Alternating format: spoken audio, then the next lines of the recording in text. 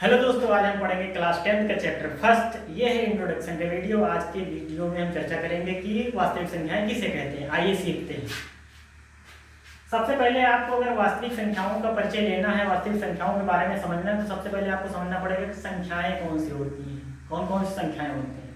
तो इसी के बारे में हम चर्चा करेंगे। सबसे पहले देखेंगे कि प्राकृतिक संख्याएं क्या होती हैं। तो प्राकृतिक संख्याएं वह संख्याएं होती हैं जिनको हम गिनने के काम में लेते हैं, यानी कोई चीज काउंटिंग करते हैं। जैसे हम कोई चीज को गिनते हैं, जैसे पैसे को हमने गिना कि 1 है, 2 है, 3 है, 4 है, यानी हम 1 से शुरुआत करके जहां तक गिन पाए।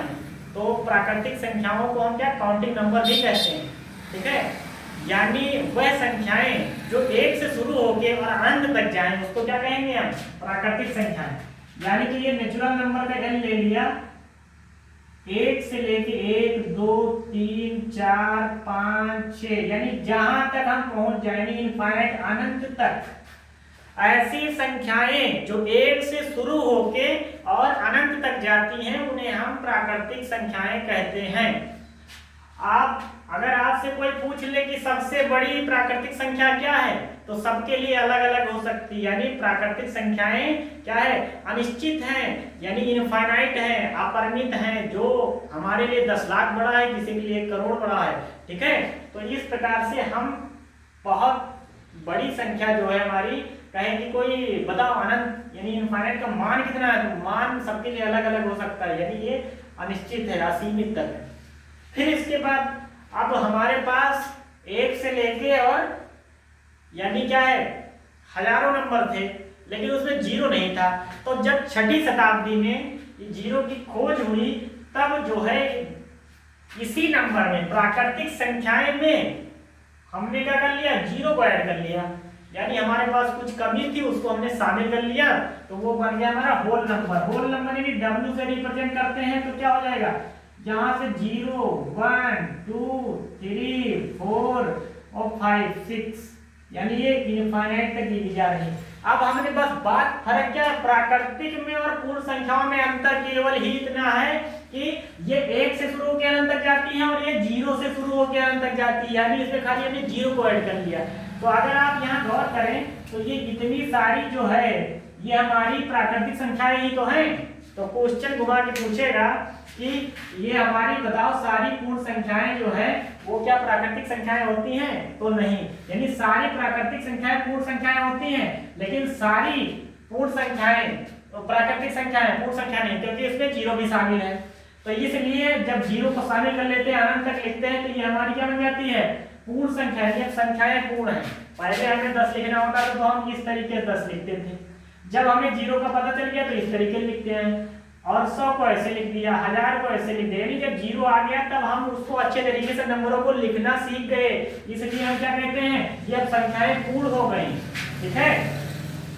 अब ये संख्याएं, अब मान लो हमारे पास कोई 10 का नोट है, किसी को हमने उधार दिया है, किसी से हमने लिया, तो ये तो पता नहीं, किसी को हमने दिया तो प्लस में हो गया। जब हम कर्जे में हमने किसी से ले लिया तो माइनस में हो गया, यानी प्लस माइनस की संख्याएं अगर जो भी हैं उनको रिप्रेजेंट हमने इसमें कर दिया, इंटीजर में कर दिया, यानी जेड से इसको रिप्रेजेंट करते हैं। क्या करते हैं? इसको जेड से रिप्रेजेंट करते हैं। इसमें क्या करते हैं हमने? Minus infinite dot dot minus का 4, माइनस का 3, माइनस का 2, माइनस का 1, 0, 1, 2, 3 और ये 4 डॉट डॉट इनफाइनाइट तक गया प्लस। यानी इसमें हमने क्या कर लिया? प्लस वाली और माइनस वाली दोनों हमने प्राकृतिक संख्याओं को ऐड कर लिया। तो ये हमारा पूरा सेट क्या बन गया? पूर्णांक, यानी अंक अनुसारे पूर्ण हो गए। ये संख्याएं भी पूर्ण हुई थी, अब यहाँ पे अंक भी पूर्ण हो गए। अब इसमें क्या है?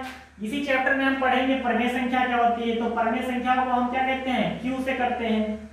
ये जितने भी ये सारी प्राकृतिक परमेय संख्या वह संख्या जिनको P/Q के रूप में लिखा जा सकता है। तो इन सबको लिख सकते हैं। जिसके नीचे कुछ नहीं, उसके नीचे क्या है? हमेशा 1 होता है। क्या होता है? 1 होता है। ऐसा समझिए आप, गणित में जिसका कोई नहीं उसका कौन है? 1। तो ये क्या हो गया? जिसको P/Q के रूप में लिख सकते हैं। तो इसमें हमने क्या कर लिया? नेचुरल नंबर सारी परमेय संख्याएं होती हैं, होल नंबर सारी होती हैं, और ये हमारी क्या है? रेशनल नंबर, ये क्या है? पूर्णांक जेड भी होता है, और इसमें हमने फ्रैक्शन को भी ऐड कर लिया।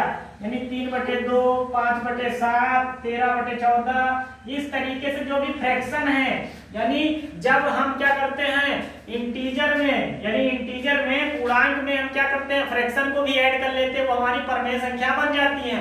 और फिर दूसरी अपरमेय, यानी परमेय का उल्टा, जो परमेय नहीं है वो अपरमेय है, जिसको P/Q के रूप में नहीं लिख सकते हैं वो क्या है अपरमेय है। तो यहाँ पे हमने क्या कर लिया, जैसे हमारा क्या आ गया, ये √2 आ गया, √3 आ गया, 0.0001 आ गया, इस तरीके से ये जा ही रहा है, यानी ये रुक नहीं रहा है। ठीक है, तो यानी ऐसी संख्या जिनको P/Q के रूप में नहीं लिखा जा सकता है वो क्या होती हैं, अपरमेय संख्याएं होती हैं। परमेय संख्याएं और परमेय संख्याओं को अगर दोनों को हम मिला दें तो वही हमारा क्या बन गया, रियल नंबर, यानी वास्तविक संख्याएं। ठीक है, यानी हमने QC को मिला दिया और Q को मिला दिया, ये पूरा सेट ही क्या बन गया हमारा, वास्तविक संख्याएं। ऐसी संख्याएं जिनके बारे में हमको ऑलरेडी पता है, इनका मान निकाल सकते हैं, उसी को हमने क्या कह दिया, वास्तविक संख्याएं। आई होप ये समझ में आया होगा। सबसे पहले आपको समझना है प्राकृतिक संख्या वह संख्या है जो 1 से शुरू होकर अनंत तक जाती है, प्राकृतिक संख्या कहलाती है। ऐसे फिर जब हमारे पास 0 आ गया, 0 को हमने प्राकृतिक संख्या में रख लिया तो उसको क्या कर दिया, पूर्ण संख्या है। अब पूर्ण संख्याएं हमारे पास मान लो थी, लेकिन हमारे माइनस की संख्या नहीं थी, तब तो माइनस को भी ऐड कर लिया तो ये हमारा बन गया पूर्णांक। और पूर्णांक के बाद हमारी एक संख्या आ गई परमेय संख्या, यानी जिसको P/Q के रूप में लिख सकते हैं, जहां पे हमारा क्या है Q 0 ना हो। फिर अपरमेय, जो बहुत सारी ऐसी संख्या होगी जिनको हम P/Q के रूप में लिख तो सकते हैं लेकिन वो इंटीजर नहीं है, यानी अपरमेय सिद्ध हो जाएंगी, जिनको लिख भी नहीं सकते वो सारी अपरमेय। और इन दोनों को अगर जोड़ ले, परमेय और अपरमेय को, वही हमारी वास्तविक संख्या है। तो अब आप इस चैप्टर के क्या है, चैप्टर में पहुंचे हैं कि वास्तविक संख्याएं किसे कहते हैं। अभी तो आप पढ़ रहे थे कि ये संख्याएं कौन कौन सी होती हैं, तो आपको इसको वास्तविक संख्याओं को समझने से पहले ये प्राकृतिक संख्या है, पूर्ण संख्या है, पूर्णांक, परमेय संख्या, अपरमेय संख्या, फिर वास्तविक संख्या पे आएंगे। तो इससे रिलेटेड भी आगे क्वेश्चन आएंगे। तो आई होप ये समझ में आया होगा, क्योंकि सबसे पहले आपका बेस मजबूत होना चाहिए। तो अगर इस वीडियो को आप देख रहे हैं, इसका मतलब आप अब आने वाले एक्सरसाइज को लगाने में सक्षम होंगे, उसमें कुछ कॉन्सेप्ट होंगे, उसको सीखने के बाद लगाया जाएगा। ठीक है, आई होप ये समझ में आया होगा। ये सेशन 2027 के लिए तैयार किया जा रहा है। ठीक है, आप कंटिन्यू इसको पढ़िए और आपके अच्छे मार्क्स ग्रो होंगे, आप अच्छा करेंगे। इसी उद्देश्य से हम ये वीडियो बना रहे हैं। ठीक है, अगर आपको समझ में आ रहा है तो इस वीडियो को देखिए और समझिए और अपनी तैयारी को बूस्ट करिए।